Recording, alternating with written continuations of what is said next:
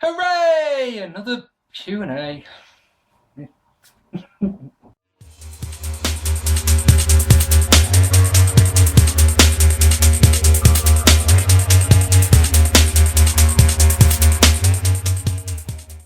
Hello ladies and gentlemen, welcome to another episode of Question Mark. I asked for questions for 24 hours. My God, I've had a lot of questions on this one. So thank you for that. Thank you to everyone in advance before I get on with this. Anyone who wants to ask me a question, I say all the time that I don't like doing these. I do mean it. My vids have quite extensive scripts to them. They're not scripts, they're notes with bullet points on them.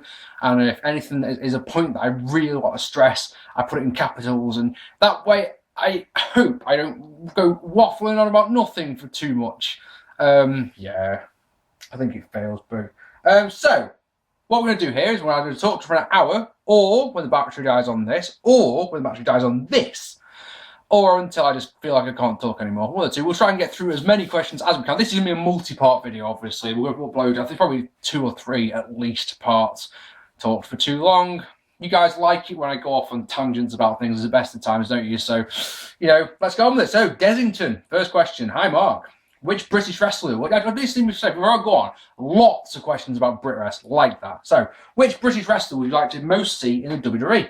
It can be anyone that's currently wrestling in the UK. I know we have a bunch of talent over here, and I need to finally pop my British wrestling cherry at some point. But I was wondering who you feel could make the step up and why. Thank you very much.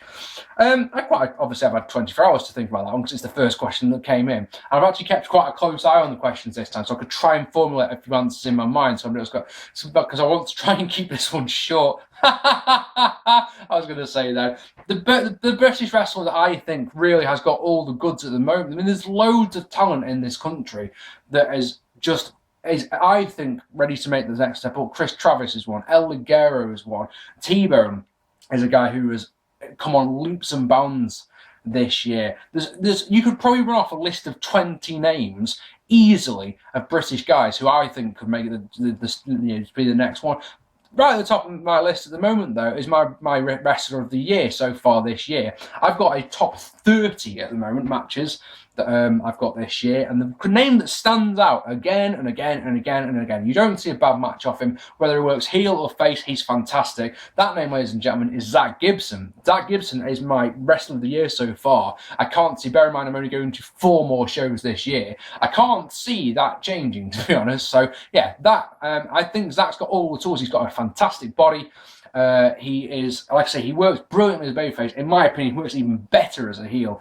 The only thing that might stand in his way, in my opinion, would be the fact he's got a very, very broad Scouse accent, which, could hurt him in the but they've got people like Mason Ryan, haven't they, with Welsh accents. So, thank you very much for that one. Mr. DC Wood says, Mark, here's mine. This is a great question, actually. If Eddie Guerrero was still alive today, what new opponents could you imagine him having great matches / storylines with? And the thing is, I thought about this one, obviously, because when it came in, but it's one of those things that I know it's going to sound like a cop-out, but you want to see Eddie Guerrero versus CM Punk again, because it happened in the past. You want to see him against Daniel Bryan. Anyone who's a great technical wrestler, you want him to feud with. It's that simple, isn't it? I'm sure heel Eddie versus John Cena will result in some great matches. I'm sure he could create more great matches out of Randy Orton, but the people he's already wrestled, I'm sure people like Dolph Ziggler, I'm sure, will be great matches. Thing is, what I've got to say on this, my gut reaction, is I don't think Eddie would still be wrestling now. He died 8 years ago, unfortunately. 8 years ago on Wednesday. And I don't think he'd still be wrestling now. I think he would have been too beaten up, too broken down by now. I think about 3 or 4 years ago, I think he would have retired personally. But that's just me. Great question. Mark, Matthew Clough. This is Matthew Clough the third.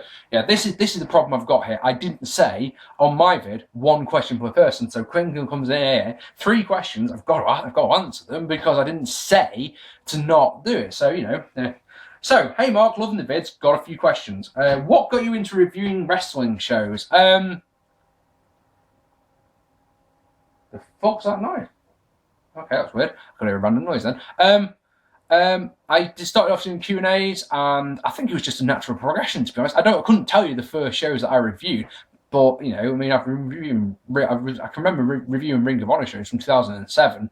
So it's been a long, long time doing it. But yeah, it was a natural progression from doing wrestling related Q&As. I think probably it was within a couple of weeks I was reviewing stuff in my rubbish little way, telling you every move that happened. Do you agree with the WWE thinking it was Daniel Bryan's fault for WWE pay-per-views getting low buy rates?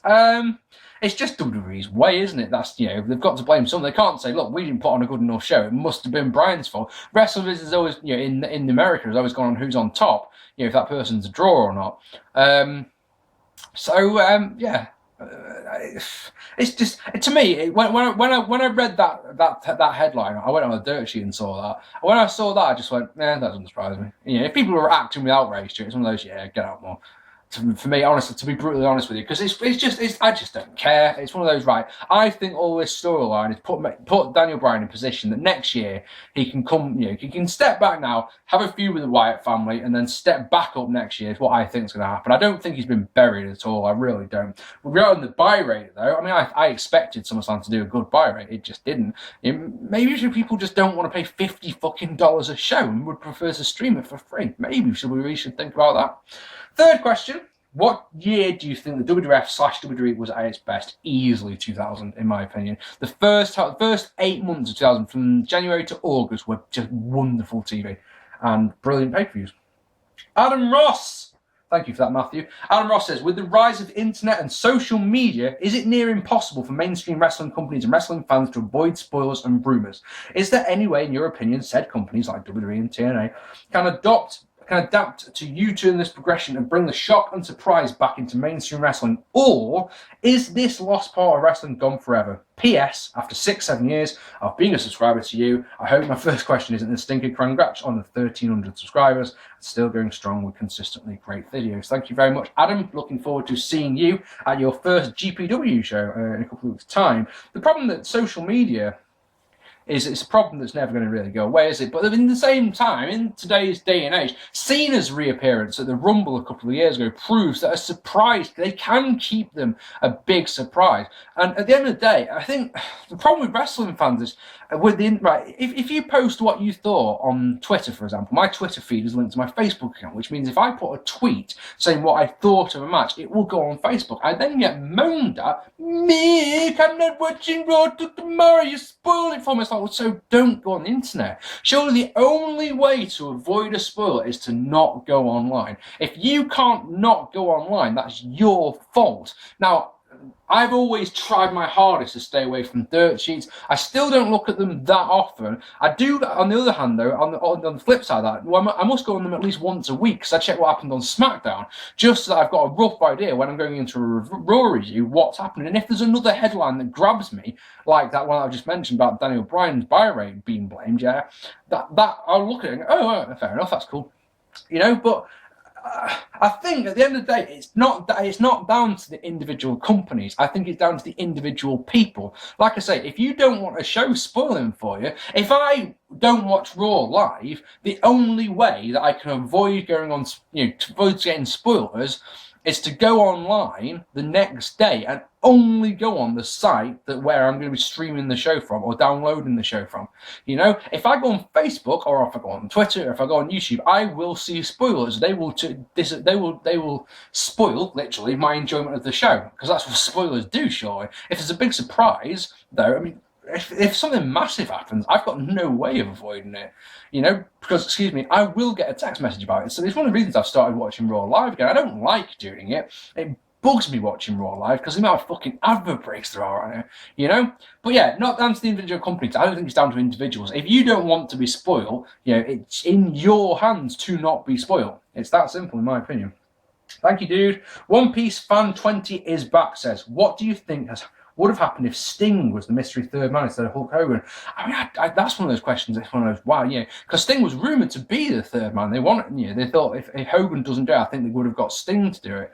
I mean, could the NWO have happened without Sting? I mean, Hall and Nash had the momentum on their side, I think, to still create something big. But whether they could have created something as massive as the NWO is one of those things that's lost in the sands of time, isn't it? I mean, Sting eventually did join the NWO, for goodness sake. So, I mean, I just don't think I think they could have done something good. I just don't think it would have been great. How does that one sound? At the end of I mean, I just can't. I can't see Sting wrestling the heel style that Hogan wrestled as when he became Hollywood Hulk Hogan. You know, I just couldn't see happening. This is a great question. Hey Mark, Taker versus Sting, yeah or nah? And he also asked he's the first person to ask, what's the worst part about being a YouTuber? So Sting versus Taker. I mean, I think personally that Sting's been very selfish not doing it, is the truth. I mean, a match with Taker, granted, he'd lose that match, obviously, but that's not the end of the world, is it? If someone who's wrestled for as long as he has, he doesn't give a shit about losing. You know, he got pinned once for fucking doing a Russian leg sweep into a chair. You know, this guy very doesn't give a shit about losing. But, yeah, and then a Hall of Fame introduction the night before, because he fucking deserves it, doesn't he? But the thing is, I don't think the match would be very good, is the truth. I mean, if you saw Sting wrestle at Bound for Glory, that guy does not look too great anymore. That Scorpion Deathlock he does now is horrible. I don't think, even if he was motivated by the size of the crowd, because it'd be the biggest crowd wrestled in front of for fucking 10 years at least, wouldn't it? Even if he's buoyed up by the crowd and it's WrestleMania and Undertaker will be, obviously be at his best. No, I don't think that match actually. I want to see it. I just don't think it's very good. And I think I would go into that match, as much as I'd be looking forward to it, because like, oh my God, Sting wrestling in a WWE ring. At the same time, I really don't think it'd be a very good match. Worst part about being what was the question? A member of the IWC, was it? Yeah, a YouTuber in the IWC. There are many things that are bad about being a YouTuber. I mean, I really don't know where to start on this one, because I don't want to go on a rant about having, how many subscribers I've got, because that makes me sound jealous and bitter and twisted. So what I'll say is this, is the worst parts about being in the IWC these days are, the first one, right, is that people think because they are a subscriber of yours, then you owe them something. I've subscribed to you for 5 years, therefore when I come on Facebook, I demand that you listen to what I've got to say. And then they get arsey with me if I say to them something along the lines of, dude, I don't give a shit what you think. You know, because that's me being honest with people. I don't lie. I cannot tell a lie. I just can't do it. I feel horrible if I do. So I will be honest with someone, and then people go to me like, you were a dick to him. It's like, no, I wasn't. I was telling the truth. You know, when you come onto my channel, like some guy did the other day, and tells me what they thought of WrestleMania 24, it's like, but why are you telling me this? 2 points. Sorry, this year's WrestleMania, not WrestleMania 24. 2 points. Why are you telling me this on my channel? Why aren't you telling me it on a vid? Or secondly, I didn't ask what you thought of this, or anyone what they thought of this year's WrestleMania. So there's that. You know, you do find people on Facebook, especially, who want to tell me all about their favourite wrestlers, and it's like, I don't know why you're telling me this, though.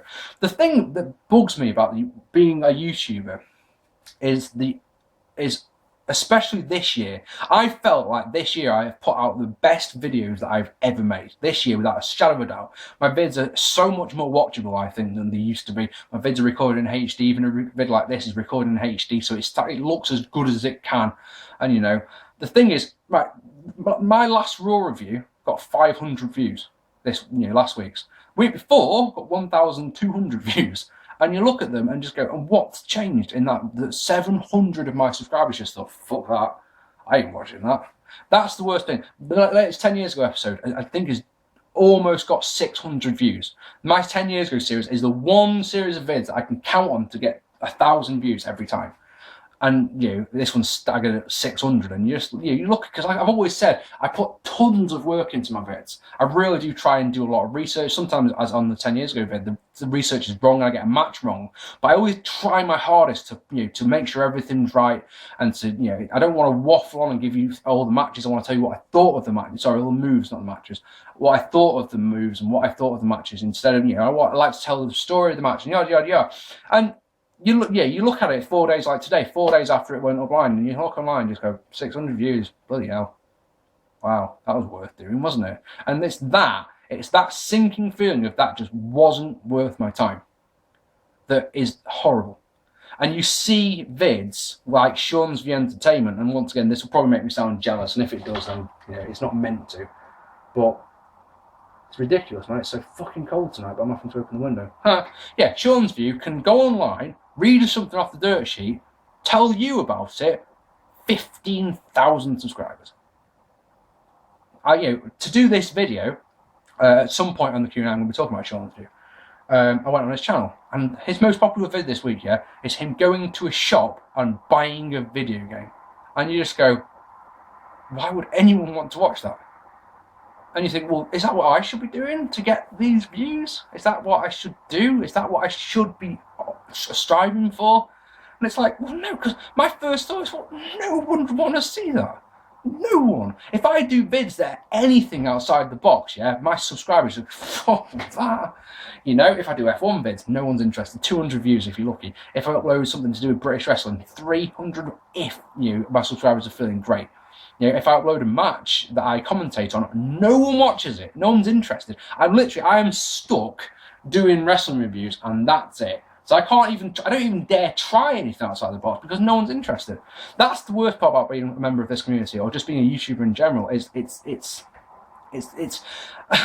last year, my 10 years ago vids were getting over 2,000 views. If you go on my channel, on the 6 most viewed vids I've got are all 10 years ago episodes, and one of them, in fact I think a couple of them, have got over 3,000 views, and like I say, the latest one hasn't even got 600 yet. That's the worst part. It's my content, in my opinion, is going better and better and better, but my viewership is actually going down. Every month it goes down just a little bit. My average views goes down a hell of a lot. I get 300 views a day now is my average. It's one of those, it really makes me sad. And eventually it's getting to the point, like I say with the Raw review, you just go, well, this week I'm just not going to bother. Because if no one wants to watch it, then what's the point? I don't want to watch Raw if I can help it. I've always said if I had my way, I'd just do pay-per-view reviews, and I'd give you more vids that way. Because I could develop.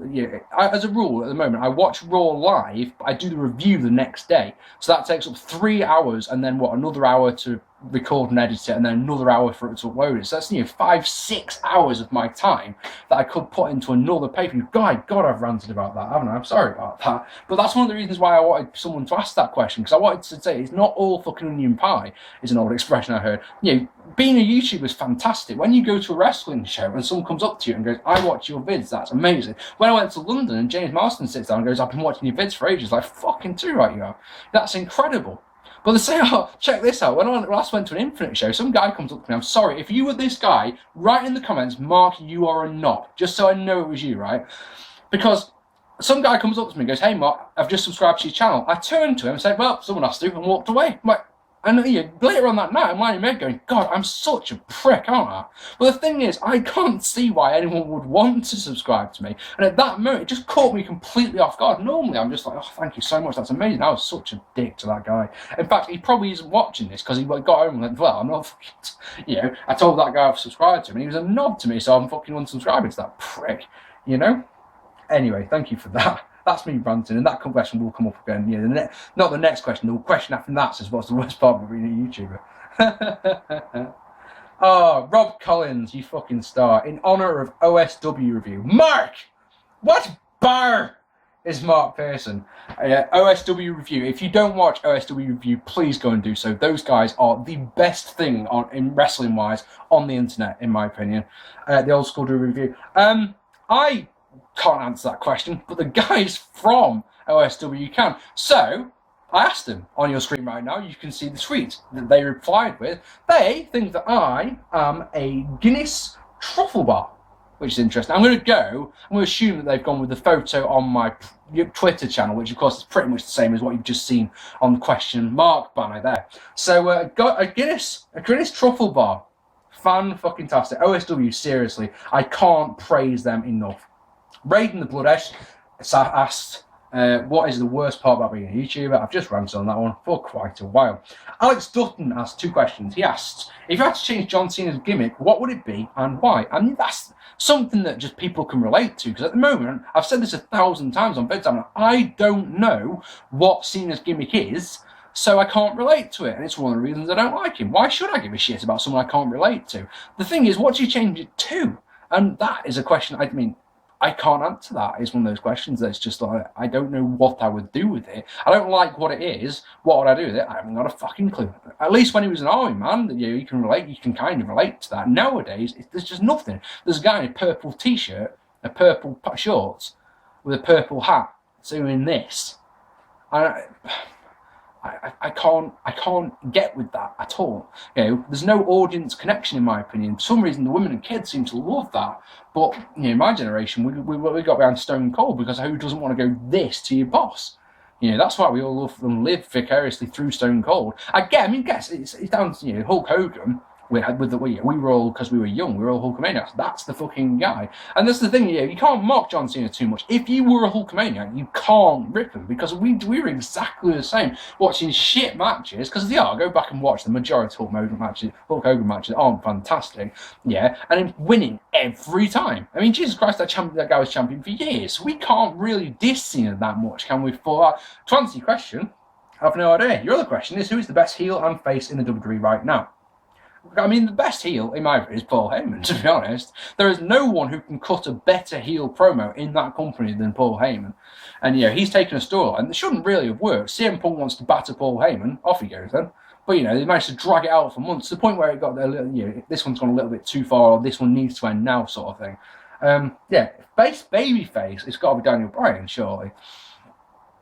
But, oh God, when Big Show started doing Yes last week, that was fucking ridiculous, man. That was absolutely crazy. Next, Martin Steele with 2 E's says, Mark, who do you think Undertaker's next opponent at WrestleMania should be? Do I've waffled for 20 minutes already. Personally, I think it should be Cena, because he's probably the only guy in the company right now I can actually see ending the streak. What do you think? I think you are exactly right. The thing about the streak is you need to believe that whoever is going against the streak has got a chance to win. If you put Mark Henry in there like they did a couple of years ago, so well, it's an easy win for the Undertaker, isn't it? One of the things about CM Punk that was good this year is that you believed, even if it was just for a second, that he could theoretically defeat the streak. The only guy they have got right now, in my opinion, is John Cena. And that match is money, isn't it? Taker versus Cena, haven't fought for years and years and years. 2003, by my count, was the last time these two had a pay-per-view match together. So, I think you completely bang on there, Martin. I think that John Cena is the one. John Cena is just the one. Mark says rated R POED WWE. What are some of your dream matches that have never happened and never will? So, Taker vs Sting, for example, doesn't count because that could happen. So, obviously, the obvious one, in my opinion, straight away, is anything involving Bret Hart. So, you think Bret Hart versus Kurt Angle is a match that I always thought would have been fucking incredible. You also then have to probably throw in someone like Eddie Guerrero, because like we were just talking about before, who wouldn't want to see Eddie Guerrero versus Daniel Bryan, for example? Who wouldn't want to see, after getting a taste of it, just a tiny little taste of how good it could have been all those years ago? Who wouldn't want to see Eddie versus CM Punk one more time? That would be fantastic. Like I say, Bret Hart versus Kurt Angle, I think on paper is an amazing match. That'll be a technical classic, there's a match I always don't... I may have talked about this on vids before. I will never understand why Rock versus Austin versus Triple H never happened on pay-per-view. That could have been a huge, huge draw. For some reason, it never ever happened, which is I've always thought that was really strange. That would be a dream match, wouldn't it? Because obviously, I said that one doesn't count because that could still happen. It won't, but it could still happen. So anyone who's that's what I'm saying. With if it's got to be there is no way that's happened. It's got to be Bret or it's got to be Eddie. Eddie Guerrero versus oh fucking god damn it. Shit, that'll come back to me like in 15 hours. I'm sorry, there was one match I thought of then.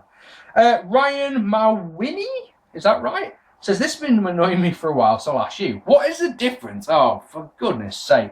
This is one of those things in wrestling that's just like, what's the difference between a no disqualification match, a no holds barred match, and a hardcore match? They're all the same to me. The difference is nothing at all. It's just different names. They're the same rules, the same stipulations. Let's just have a look. No holds barred means anything goes, which is no disqualification. No disqualification means no disqualification. And a hardcore match, No holds barred and no disqualification can, yeah, there you are, there's one. No holds barred and no disqualification matches have to be finished in the ring, whereas a hardcore match, it's falls count anywhere. That is the best I can do, I'm afraid. I think that's the only difference I can think of.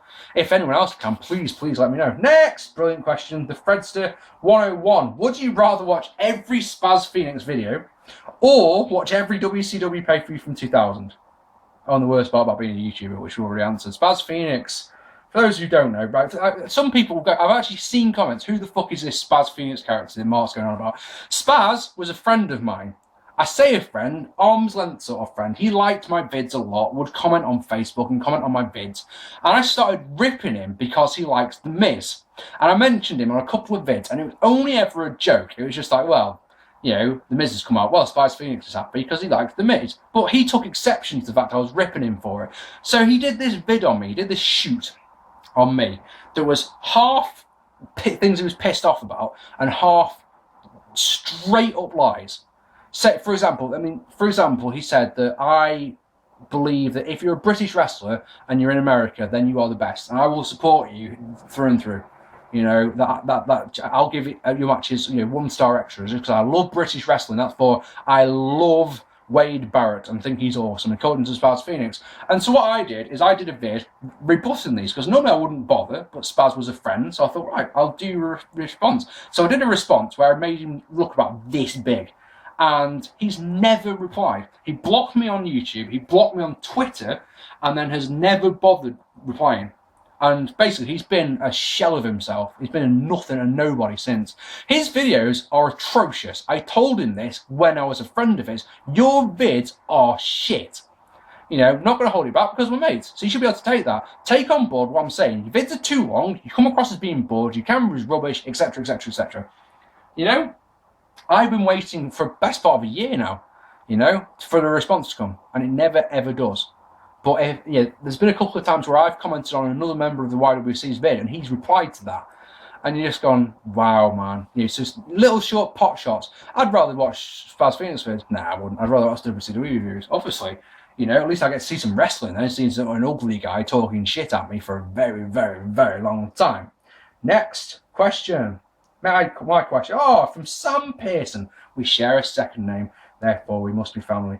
And my question: what do you think? When do you think the split of the Shield will happen? Who do you think will benefit the most from it?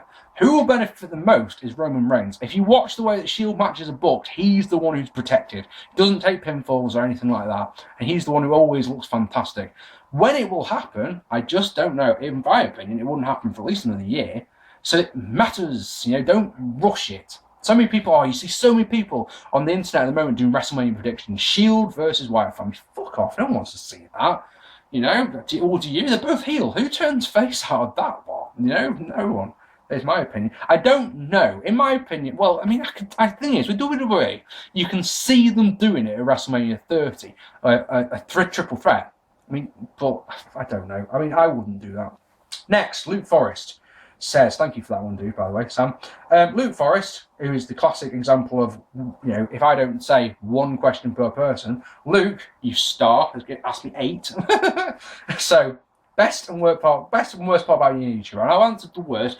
Best part about being a YouTuber is this, is that every week I make 2 or 3 videos and I talk about wrestling, and you guys really like them.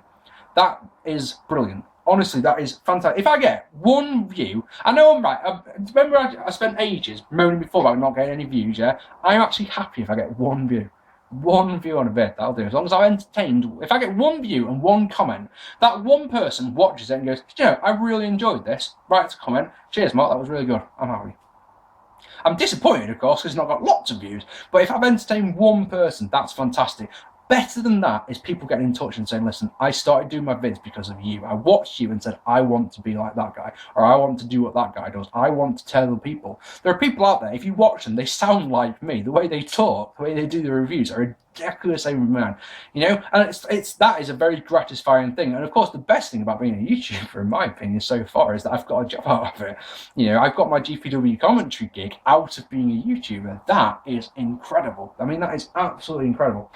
Best and worst parts about being involved in the British wrestling scene. So, The best is that I work for a company that's 10 years old and it is very, very respected. GPW has got a massive respect thing going on because they've been going so long, because they consistently put on decent shows, because they've got a training school that churns out really great talent, because they've got a boss who knows what he's doing. You get value for money when you go to GPW. I am the luckiest man alive because I work for GPW. I never had an audition. I didn't have to go through I haven't been to GPW training, for example. I've never done anything like that. I was offered a chance. Look, go out there, do it. I had 1 week to prepare for it, no time. Thanks to Bobby Cash, who made me fucking so relaxed. It was just jump in, do it, fantastic. Coming away from that first night going, this is what I was born to do. This is fucking awesome. So that's the best part. And so you get access to wrestlers and you get to go backstage, which is incredible. And you get to talk to people you would never talk to. You never ever get to talk to, or you get to call matches of wrestlers that you idolize or you look up to. Or this year I saw Zack Sabre Jr. versus Jonathan Gresham. The first night I commentated at Great Bear, that match was an absolute honour to call. It was so good. I'll never get to see it because the pricks at Great Brett have never released it in one of those the best match your company has ever put on. Put it out there, even if it's one camera. Nah, I'd rather not bother. I could go on a very, very big rant about Great Bear, but I'm not going to because I'm far too professional. No, it's that I've got a lot of friends who work for Great Bear, so at the end of the day, I don't want to step on any toes with that one. The worst part about being involved in the Brit Wrest scene is, this is where you've got to be careful because once again, don't want to piss people off, don't want to sound like you're ungrateful. So you say what you think. What do you say? Right. First things first. There's a lot of false people in this business, and that's not normally in the business. It's normally on the fringes of the business. When you get vexed at me for deleting me off Twitter, you become utterly irrelevant in my mind.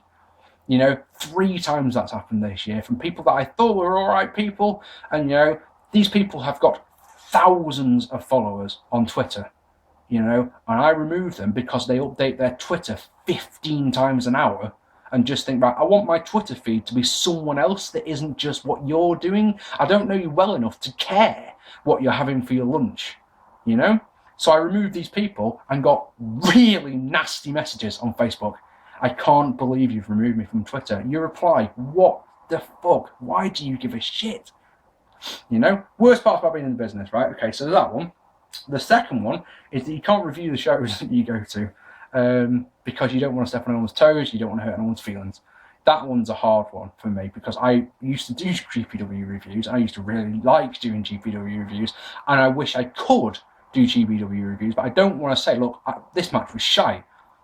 Even if it was, you can't say this match was shite because you work for the company. So, you're going to be treading a very fine line. So it's one of those, just don't bother. I haven't done a GPW review since Heroes and Villains last year, which is the December show last year. Have no plans to do.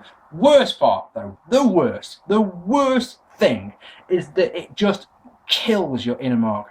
You go to a show. I get to GPW shows at 6 o'clock. The show starts at 7:30. So there's an hour to kill where I set up my computer and I get changed and I do my hair and then I sit and talk and try and talk to everyone, at least shake everyone in the back's hand. At least that. If I don't do that, I feel like a prick. I really do. I've got a lot of people that I like chatting to, so I like to go and have a chat and see how they're doing, yada, yada, yada. But you then sit and watch them practice in the ring and it is just the most awful thing. It is just horrible. Because, for one thing, I'm a big believer in that you shouldn't practice too much in your matches. I know I've never wrestled, so this is one of those outsider things, but I really believe that you should plan your finish and that's it. Everything else, call it on the fly, react to the crowd, yada, yada, yada. So watching them doing this, and of course knowing the results is awful. Oh.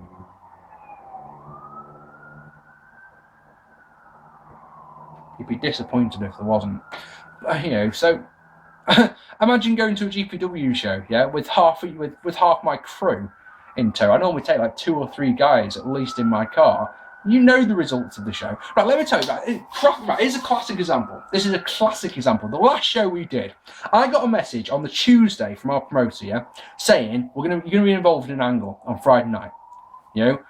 Nothing physical, but it requires some acting prowess, is what the message says. Like, right, cool. That's on the Tuesday. That night, I go and spend the night with my best mate.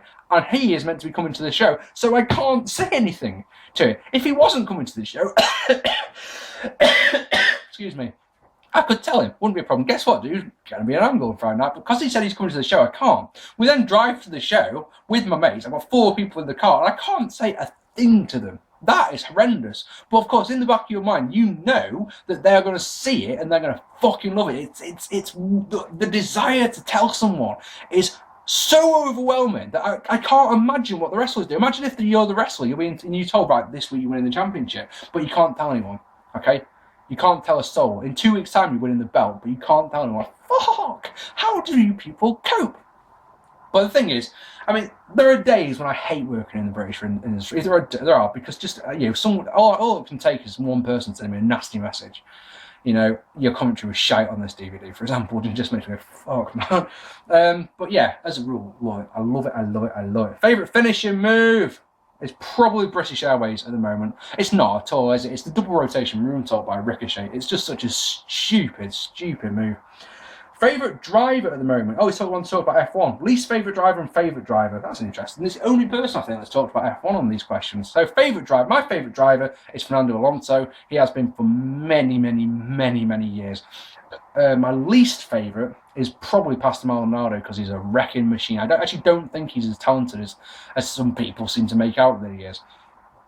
Favourite and least favourite track. My favourite track, now I'm going to base these on to drive on the F1 games, alright? Because the ones that, some of my favourites they're not used anymore. For example, Imola is one of my absolute favourite tracks, both to watch and to drive at. Don't use it anymore. So just to drive at, my favourite track is Brazil, is the Interlagos track at Brazil. It is so much fun to drive, and if your car's set up right, and it takes some doing setting your car up right, you are invincible there on these fucking F1 games. The worst is Korea. Korea is such a shit track that's got no flow. Those 2 massive straights on it it's hard to set up the car for. The twisty infield bit I just can't do. I just cannot get my head round setting the car up that way. Here's a question though. Do you ever think there will be another driver death in Formula One? Unfortunately, I think a Formula One death is an inevitability, I'm afraid. It's not something I would ever want to see. I wouldn't wish it on anyone. But I think F1's become quite blasé recently, and I've quite chilled again. Death will happen to someone else. But I mean, the thing is, it's such a dangerous thing. It's only a matter of time. We're lucky in F1, and I say lucky in the best possible way that I can. I don't mean it as a disrespectful way at all. We're lucky that there hasn't been a fatality in a driver now since 1994. But of course, marshals have still been killed. It's still a ridiculously dangerous sport, and there are crashes that you see that you cannot believe someone survived. Do you remember last year at Spa, and Roman Grosjean crashes, and his car goes across Fernando Alonso's Ferrari, and Fernando Alonso's head's here, and this guy's back wheel goes across there. Now think about it, 1 mile an hour faster into Fernando Alonso's head, dead, completely killed. We probably would have taken his head off. And you look at that and you fucking shit yourself. It's like, bloody hell. But we watch it because it's dangerous, don't we? Isn't that interesting? Last one. Would you ever do a flat tour? No, absolutely not interested at all. Wrestling DVD merch collection video wouldn't interest me at all. Honestly, who would want to see that? Who'd want to see these are my DVDs that I bought, which is nice, and this is a t-shirt I own, which is nice, and then what do you do? I don't understand why people make those vids, because why would you care? The thing with my DVD collection as well is it's actually very, very small, because if I buy a wrestling DVD, I normally sell it within a couple of weeks, because once I've watched it, what am I going to do with it? Well, I might as well sell it, haven't I? So my top shelf at the moment is all GPW DVDs that I've commentated on, and I've got lots of Future Show DVD. So why would anyone want to watch that? Next, how are we doing for time? Oh my God, we've talked for almost 40 minutes, and we've got, barely scratched the surface, because I'm waffling. See, this is why we don't do these. Dan Mark Bardo says, your vids are awesome, and I really enjoy reviews. My question is, if you can bring back a WWE superstar from the past 15 years of WWE to be current WWE champion, who would it be? Now, this is a question that usually the first thing your brain goes is, this guy, and then you just go, well, no one, because look at Rock. Rock came in, and I'm a massive Rock fan. Rock came in and had a really disappointing run with the championship. Now, surely anyone from the last 15 years would do exactly the same thing. They wouldn't. I can't think of anyone who I'd like to bring in at all to be the champion, I'm afraid, Dan. I'm really sorry about that. Coal Miner's Glove. has told me to not ask that question, so we'll skip that one. I'm really sorry, I'm going to struggle with your name on this one. Shabir Korakiwala, I think is the question. Hey Mark, enjoy your videos a lot. My question to you is, what has been your biggest mark-out moment as a WWE fan? Keep up the good work and cheers. Lots spring to mind, lots and lots and lots. But there's one moment where even now, when I see it, the hairs on my arm stand up, and that is when Rock challenged Hogan to the match at WrestleMania, because that was unfucking believable. That was in early 2002, yeah. In 2001, Raw magazine used to do a fantasy battle thing, and they did Hogan versus Warrior. Sorry, Hogan versus Rock. And you start going, yeah, that'll never happen. The fact that it's happening here, how do you feel about headlining one last WrestleMania with The Rock? Oh my God, you just like go, you know? As a fan, it was like, yes, yes, yes, you know? That was fucking awesome. TWK Review says, if you could put 30 wrestlers from any era to be your dream Royal Rumble, nah, I'm just fucking with you, says. But with the current design of the WWE title now being around long enough to get used to, how do you think it ranks among the designs of previous versions? I still think it's fucking awful. I still think it's better than the spinner, but only just. And it really is a close-cut thing. That WWE logo on the front is way too big. It's horrible. You know, as someone who's got, how many world title belts have I got? WWF world title belts, I've got 3 of the damn things, yeah? And of course, they're all so pretty and they look brilliant. And you've got a great big evil on it, it says world champion on it and all of that. This current one, I cannot fathom why they designed it like this, especially if you see some of the designs that they could have used. You know, awful. No, still don't like him, I'm afraid. Daryl Heaton. You're a bad man, Daryl. Says, my question in British wrestling today, who do you think will be the next big thing? I've been talking about this with a couple of guys recently. I really think that 2014, if he can stay free of injury, is going to be the year of T-Bone. Because when I first saw T-Bone at PCW a couple of years ago, I looked at this guy and went, the fuck are you meant to be? And as a babyface, he is one of these guys I just can't look at and go, well, yeah, I'm going to clap for you, definitely. He's massive. And he is covered in tattoos, and he just needs to look at you, and you just go, fuck, yeah, right, okay. You know, you don't boo the guy, because he'll fucking murder you. He also uses a dragon suplex, which is one of my absolute favourite wrestling moves. And he's a lovely guy. I've got a lot of time for him. I used his ring for my charity show. But this year, I have not seen him in one bad match. Not one. And every time I see him, I think that guy is fucking awesome. And it's crazy to think that I spent a year thinking, fuck T-Bone. Every time anyone talked about him, I'd have seen him as shit.